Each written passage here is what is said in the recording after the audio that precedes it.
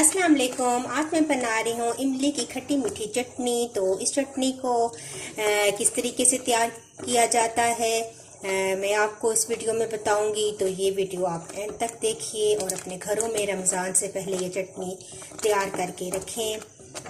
चलें स्टार्ट करते हैं।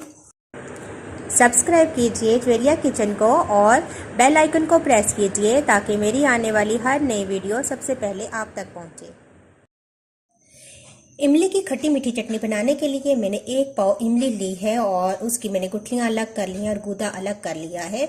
1 टीस्पून मेरे पास सूंठ है। 1 टीस्पून मैंने सफ़ेद ज़ीरा लिया था, इसको मैंने भून कर पीस लिया है।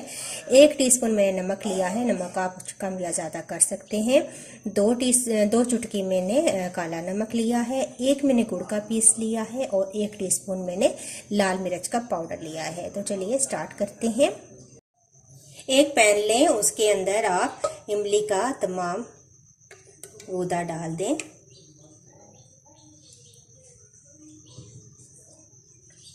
साथ ही आप इसके अंदर सूंठ ऐड कर दें, सफ़ेद ज़ीरा,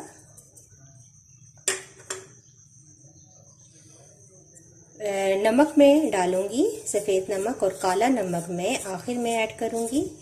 ये मैंने इसके अंदर डाल दिया है।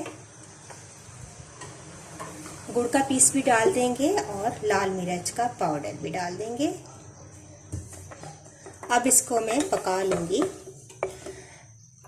गुड़ का पीस भी इसके अंदर ही मेल्ट हो जाएगा और अच्छे तरीके से मिक्स हो जाएगा। थोड़ा सा पल्प गाढ़ा है तो मैं थोड़ा सा पानी ऐड करूंगी, क्योंकि जब ये पकेगा तो फिर ये दोबारा अपनी असली शेप में आ जाएगा। तो इतनी ही तैयार इसकी कंसिस्टेंसी होनी चाहिए। तो मैं थोड़ा सा पानी ऐड करूंगी इसके अंदर।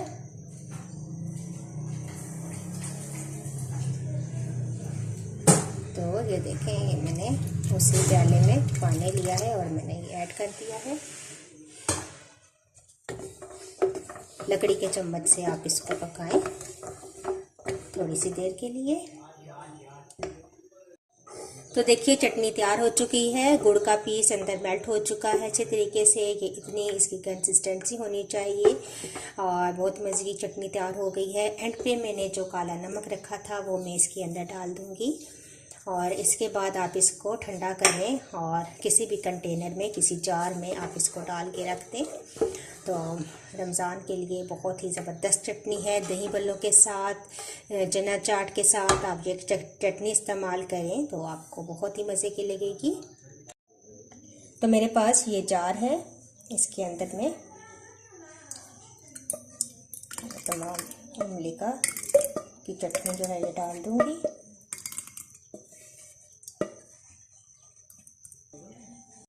तो मेरे पास एक जार था जिसके अंदर मैंने चटनी डाल के इसको महफूज कर लिया है। अब काफ़ी दिनों तक ये चटनी इस्तेमाल हो जाएगी।